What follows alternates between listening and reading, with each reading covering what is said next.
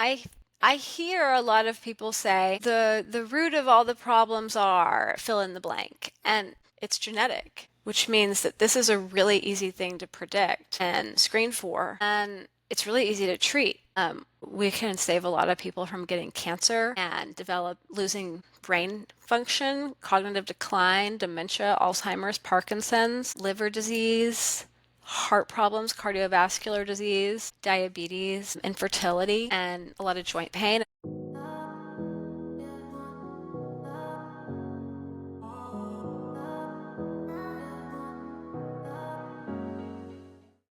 You probably heard of DNA as your body's blueprint, but what happens when that blueprint has a quirk, like a tiny change that messes with how your body handles iron? Some people have a gene that makes their body soak up too much iron from food, like it's hoarding it for a rainy day.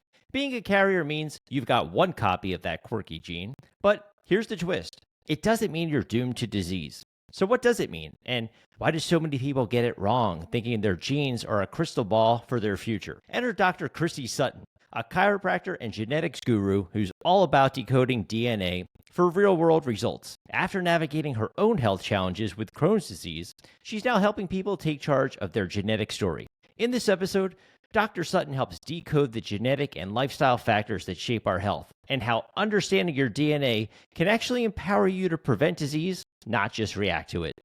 Thank you so much for taking the time to join me today. Thanks for having me. I really appreciate it. I'm looking forward to talking about iron. Well, I always wanted to start with sort of the big picture question, what made you initially start looking at health through the lens of genetics? Was there, a personal aha moment where you realized like this was the missing piece in so many chronic health issues? I think that's a good question. There were a couple different things that kind of created my more focused approach to genetics. When I was in chiropractic school, which was about 2009 or so, I remember a teacher who was mentioned that there's this gene where you don't metabolize vitamin B9 properly, and so you have to take the methylfolate version to be able to have the right chemical pathways in your body, and you just take this specific methylfolate form. But at that point in time, and so he was of course referencing the MTHFR gene, which now many people are aware of, but he didn't even name that gene at the time. And at that time there was not a lot of direct to consumer, really inexpensive genetic testing like there is now. But I remember that, and I even took the supplement, and then that became more valuable when I went into practice. And I had this one patient in particular that was, I think you would call an aha moment. It was a mom who brought in her daughter, a Hispanic mom, brought in her Hispanic daughter, and they had just been suffering. The daughter had been suffering with really bad depression, like suicidal depression, and they tried everything. And I don't remember her exact words, but it was like, we need you to help us. And so I didn't know what to do. But I ordered some labs, and the labs, I can't remember exactly what the labs showed. I think they maybe showed that she had a high MCV, which is where the red blood cells get too large. And that can sometimes happen when you don't have enough B9 or B12. And I remember sitting there and looking at the labs and thinking, okay, what can I figure out here? And I'd done an exam, and I was kind of like having a little anxiety attack as they're in there, because I'm like, what am I going to do to help these people? They need help, and I don't know what to do. And I got lucky because they said, okay, I'm going to recommend this supplement with the specific B9, the methylfolate. And so she got dramatically better. Like that was a life-changing supplement for her, which now I understand when you have MTHFR, which a lot of Hispanic people do, not just Hispanic, a lot of all ethnicities have this issue, but it's, I think, the highest rate in the Hispanic population. So I never found out if she had that gene. All I know is that when I gave her a supplement that had methylfolate and also it had B12 methylcobalamin in it, she got much better, like changed her life. And I attributed that to probably she had that gene, but I didn't have a way to test it at the time. Because this was maybe around 2011 or 12. I'm not exactly sure. So 23andMe was around, but it was much more expensive at that point in time. and there were other companies. So then I have to move to Dallas because I'm pregnant and my husband lives in Dallas and, we need to live in the same city. So I was in Austin and so I moved to Dallas and I had this other patient who had done 23andMe and he had like the report, a whole MTHFR report with all these different genes, and he's like, help me with this. And so he kind of employed me to help him, and I just spent a lot of time reading and learning about it, and there was not a lot of information out there at that point in time. What little there was, I wasn't really very happy with. I come from a science, biochemistry, molecular biology background. So I also come from like a personal experience with holistic healthcare being a truly meaningful part of my healthcare. And so I kind of have a way to meet in the middle in some ways. So, but when I was kind of watching what information was out there about genes,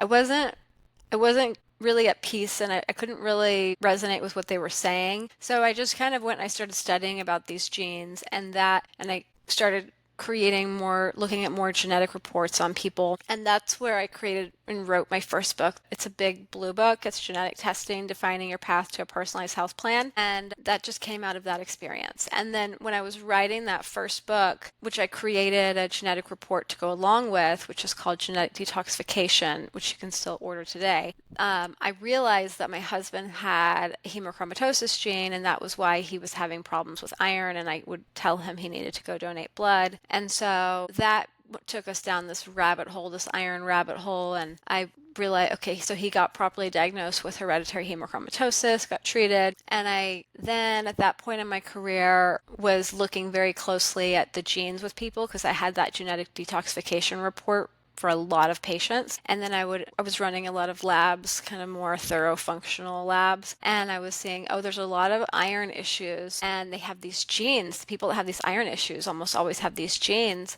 And so I would try to help them to connect the dots, and they would sometimes really follow my advice, and other times they get much better, which was cool to see. And then sometimes they would go and they would get a second opinion with their medical doctor, and their medical doctor would often be very dismissive and disagree with what I said. And so eventually I realized, like, this is an epidemic, and a lot of doctors don't understand how to properly diagnose this condition and what it means, really. And that's absolutely true to this day. And so that was kind of the reason that I wrote the Iron Curse and created the Iron Curse workshop and have spent so much time and energy on that topic because it's so important. And it's still, while it's easy to screen for, diagnose, treat, and manage, and very common, it's a huge missed opportunity, and a lot of people are not getting diagnosed and properly treated, and it's causing a lot of health problems. Is that sort of, and I don't want to say that traditional medicine, are they often treating the smoke or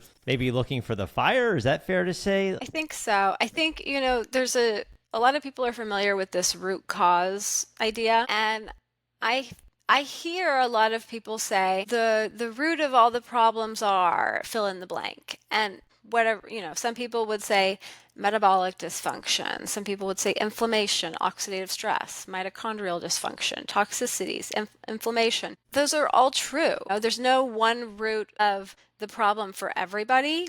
There's multiple different problems, and people often have multiple different problems, or different people have different problems. But what's really interesting about the hemochromatosis piece is that all of those things I just said, metabolic dysfunction, high blood sugar, inflammation, oxidative stress, toxicity, all of those things, mitochondrial dysfunction, they all are caused by hemochromatosis. And most people, not all, but most people that have hemochromatosis, too much iron, it's genetic, which means that this is a really easy thing to predict and screen for, and it's really easy to treat. The primary treatment is blood removal, and then I go through dietary and lifestyle and supplements that also have been shown to be really powerful and helpful. But yeah, so it's a big missed opportunity. So it's just, I really hope that we can get this thing figured out, because if we can, then we're going to save people so much heartache and so much money, not just here in the States, but throughout the regions that have a lot of this gene, which include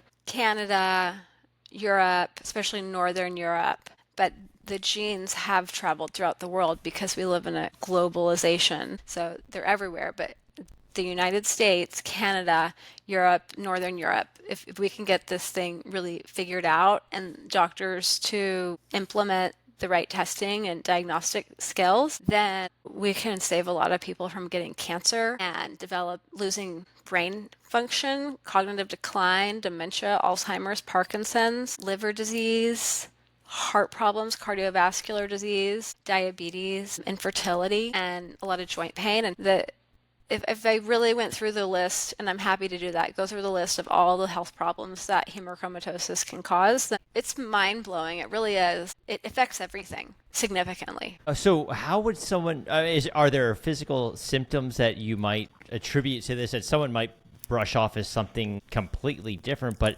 that they should be paying attention to? Yeah. So the physical symptoms vary because everybody kind of presents differently, but the common problem is fatigue, but fatigue is the most common, least specific symptom ever.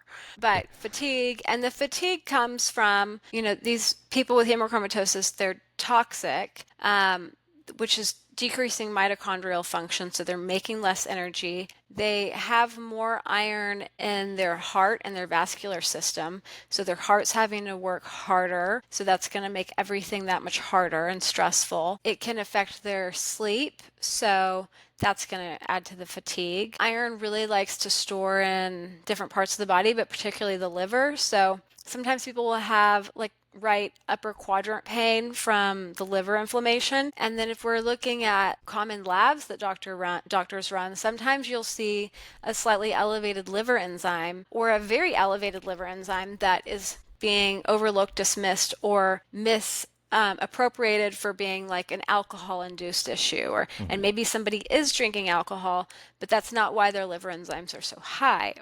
But it can cause diabetes, so you can have blood sugar issues. Very common to cause joint pain, so especially in the hands and the knees and the feet, joint pain, which often people are then diagnosed with, osteoarthritis or gout, and it can cause those things, but it's from the iron causing damage. We've all heard that phrase, it runs in the family. How much of this do you believe is truly inherited versus are there environmental, reasons that kind of come into play? Or is like DNA the destiny or more like a roadmap with a lot of detours? It's a roadmap. So there's 3 hemochromatosis genes. There's like a heavyweight one, a middleweight one, and a lightweight one. And the people who get 2 heavyweight ones, like from mom and dad, because you're going to inherit a gene from mom or dad.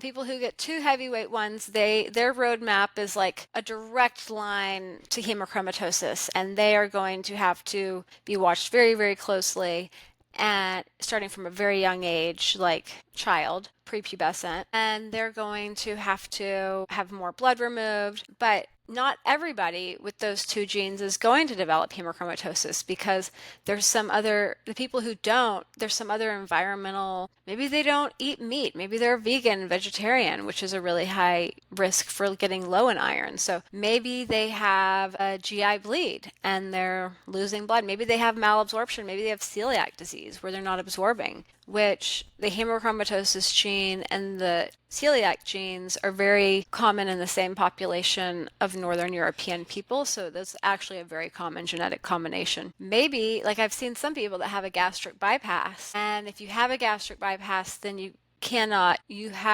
going to get low in iron at some point in your life, because when they do that surgery, there's so many complicating factors, and one of the complicating factors is that you are bypassing the first part of your small intestine that absorbs your minerals, absorbs calcium and copper and zinc and magnesium and iron. And if you bypass that part of your small intestine, like, you're not going to absorb those minerals in the rest of your small intestine, other than magnesium is still absorbed in the other parts, but you just bypass the most important part for absorbing those minerals, so you're going to be low. And those people tend to have to get iron infusions. One of the reasons I think there's the geneticists, they want to say, well, if you have this genotype, you're going to get this problem.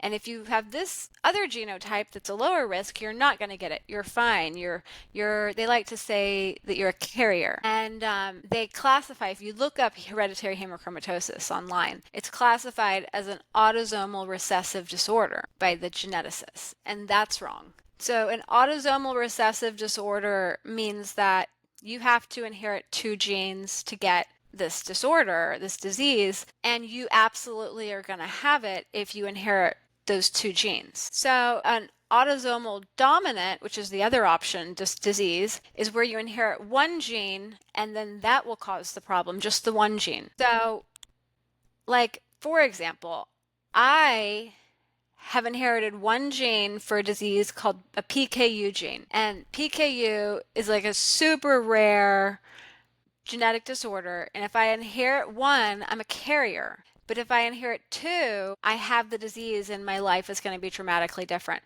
So I'm a carrier. I got this gene from my dad, who got it from his mom. None of us have ever had any problems related to PKU because we have 1 gene. We're carriers. And it's like no big deal as long as you don't have 2. So that's what a carrier means, okay? There is this idea that people with hemochromatosis, hereditary hemochromatosis, that people that get 1 hemochromatosis gene, they are carriers and they're not at risk for getting hemochromatosis because they are carriers. They actually are often, they call themselves carriers because that's what their doctors call them. That's not okay. Like, that's a bad term. We need to stop using that term because it's being used inappropriately. The term carrier genetically means that you will not get this disease with 1 gene, like it's a get off free card. If you get 2, you're in trouble. Get 1, it's okay, no big deal. We don't even need to monitor you. Most of the people that I have seen that develop hemochromatosis have 1 gene. The people with 2 genes are more likely to get hemochromatosis, but the reason that most of the people that I see with hemochromatosis have 1 gene is because they make up the largest percent of the population. They're so much more common than the people with 2 genes. So, and then I've seen some people that have 2 genes and they don't get hemochromatosis because of whatever environmental factors. Like, I have one lady I'm treating right now that has 2 hemochromatosis genes, and she's iron deficient anemic because she got a gastric bypass. So, and that's like a very, uncommon thing to get done. But my point is, there's environmental factors that play a role in this. We need to create a better language to explain and educate people about hereditary hemochromatosis, because the current language we're using, that the medical professionals are using, is misguiding and misleading doctors and patients. And so that's why I wrote a whole chapter in my book, The Iron Curse, about ending the carrier myth. We have to end this carrier myth. People with 1 gene are not carriers. Anybody with 1 gene needs to be monitored closely. But you can also get hemochromatosis with no genes. That's called non-hereditary hemochromatosis, and that is much less common. That is a cause of maybe eating a diet. I see it sometimes in people that are on a carnivore diet often because they're eating a lot of red meat and meat, which is a very iron rich, easy to absorb iron. And so especially men that have been on this carnivore diet for a while, I'll see non-hereditary hemochromatosis, but I also see a lot of people on the carnivore diet that have hemochromatosis gene and they don't know about it, and they develop hemochromatosis because they have this gene and they're eating the diet that's perfect for creating hemochromatosis, and they don't know what's going on, and so they're not taking the actions that they can and should to protect themselves. So, I have seen people that are able to eat a carnivore diet and have a hemochromatosis gene. They just have to watch their levels really closely and have a lot of blood removed and take supplements that help to lower iron and chelate iron and protect from iron-induced damage. So, I guess it's somewhat complicated, but it's really not once you kind of know what to look for. Yeah, are there certain, like, I know you said it can affect, obviously people that and right? Is it more gender specific? Do you see more of a certain age range in this? Yeah. So, okay. One of the biggest reasons that it is gender specific is because women menstruate and give birth to children. So during that period, like puberty through menopause, females are at a lower risk for hemochromatosis than men. It still can happen, and I still do see it, especially in people that have the genes, but it is much less common. So postmenopausally, women within a decade catch up because they're not bleeding anymore on a monthly basis. They're not having babies, which is a great way to lower iron. And so they catch up with men as far as the rate and the risk for hemochromatosis. And then I have seen, it's not very commonly diagnosed, but it's not being looked for to the extent it should be. I have seen children with hemochromatosis, and they always have two genes, pretty much, always. My daughter has one hemochromatosis gene, and I'm actually giving her a multivitamin with iron and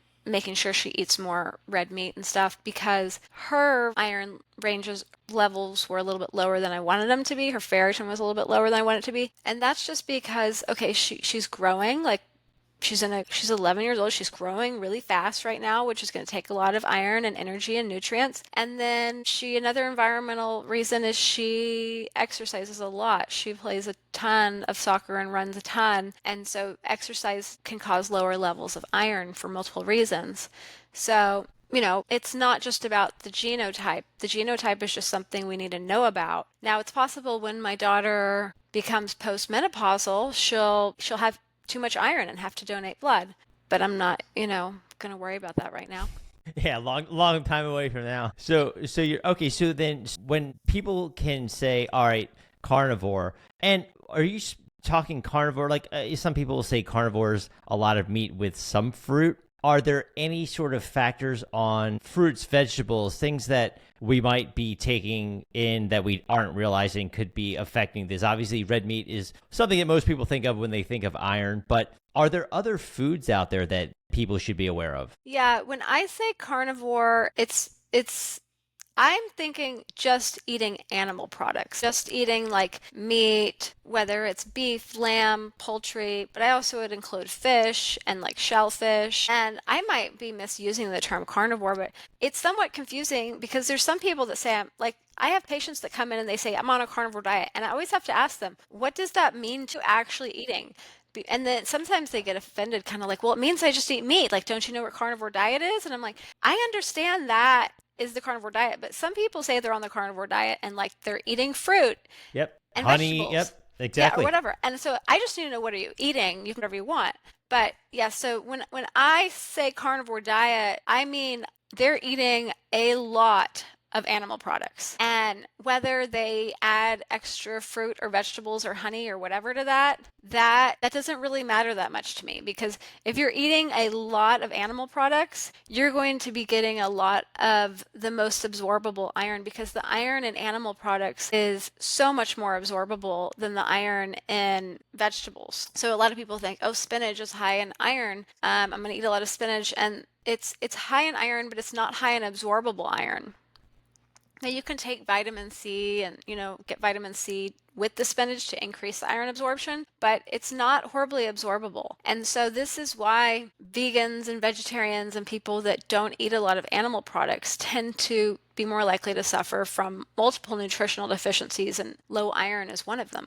Depending on who you talk to, you hear like the purists, I guess, might just be the animals, and then you do hear the fruits and stuff being kind of sprinkled in here and there. But for people listening who may not be as familiar with MTHFR, why does that matter, and does this apply here to what you're discussing? Methylfolate is kind of like a cogwheel in what's called the methylation cycle, and that's important so that you can basically turn genes on and off. So MTHFR is important. I think it's kind of overemphasized, and I think it's often like overmarketed, and like sometimes people tend to blame like all their problems on MTHFR, and I think that's not really helpful. But it is important. I think people need to know about it. They need to make sure that, they're getting adequate methylfolate if their body is not making enough. There's a lot of things you can do to help make more methylfolate. Just even taking plenty of phosphorylated B2 can help you naturally make more methylfolate. But it is important. And the reason your original question was, how does that tie into this whole hemochromatosis thing? And the reason it's important with the hemochromatosis piece is because when you have MTHFR genetic SNPs, there's a lot of different things that can happen. And one of the things that can happen is you get high in homocysteine. And if you're high in homocysteine, then homocysteine is an amino acid that your body makes. And you can kind of think of it as like glucose. If you have too much of it, it's bad. And if you don't have enough of it, it's bad. So you kind of want the, just right. And if you have high homocysteine, that's a really inflammatory condition to have, and that can create a lot of cardiovascular damage and cognitive decline. And it's just really one of those things that, like, if you know about it and you know what simple steps to take, you can prevent health problems. And it's simple and elegant and worth knowing. If you have high homocysteine in combination with having too much iron, then you're kind of like adding gasoline to an already big fire. And we don't really want to be adding gasoline. We want to like be putting the fire out. So it's just one of those things where if you're going to be looking at genes, most people these days are figuring out about these genes with direct to consumer companies that include the homocysteine genes and MTHFR and a number of other really important genes. And now it's so cost effective to figure out about these things that it's just a matter of knowing what to look for, knowing what to do, doing those things, and moving on with your life, basically. Yeah, and you're right. There are a lot of options out there. People are being sort of inundated online with so many different options. But I think the problem is people don't know what to trust. And you hear about data breaches and all these kinds of things that happen. For someone that's listening here and they've never looked at genes, they've never even thought about this, and they're listening to you saying, okay, I'm in. Like, where do they start if someone comes to you? What can they expect the first time when they talk with you? Well, there's no one place to start. The place that you start is you start where you are. Okay? So if you come to me and you just know you don't feel good, but you don't really know why, and you just want to try to figure it out, then that's where we start. We don't have a lot of information. We're just going to start the process of what are your symptoms, what's going on, what's your family history, and let's see what information we need to collect to get to the bottom of this. If you come to me and you've already done, your genetic testing and your labs, and you just, want to talk about it and create a plan, then, that's an okay place to start. The best place to start is where you are, honestly. And where you are, it's okay. It may not be where you want to be, but that's the idea of getting somebody else's help. Like, there's a lot of things that I need other people's help with because I'm not where I want to be. And that's why I employ other people to help me, So are most of the tests done, are they saliva based? What can someone expect? Is it urine, labs, all the above? There's always going to be some blood work involved, especially if you're talking about hemochromatosis. You have to draw blood to see like what your iron levels are, what your ferritin is, all those things. If you want to figure out the iron piece, you've got to have some blood work done. And then the genetic piece, I can order the hemochromatosis genes through blood work, and I can do that through LabCorp, and it's about $400 for those 3 genes. Or if people already have the genetics done through like 23andMe or Ancestry or Self-Decode or something, then we can just get those genes that they've done through salivary testing usually, and roll with that. So you can do blood or saliva. Most often these days, because so many people have done like direct to consumer tests, most often I just ask everybody, have you done any genetic testing?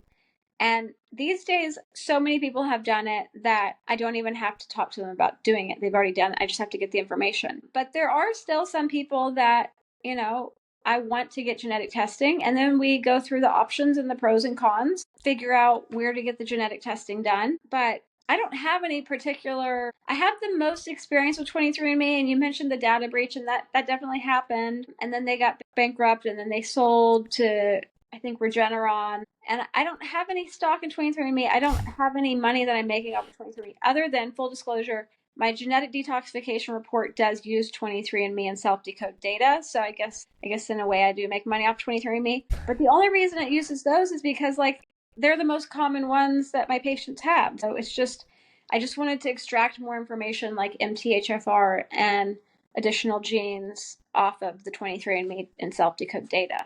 But yeah, I mean, I'm a big proponent for getting genetic information, but only because I know what you can do with that information so that you can decrease your risk for health problems. Like, if there's something you can do with the information to protect you and your family, then that's worth getting the information.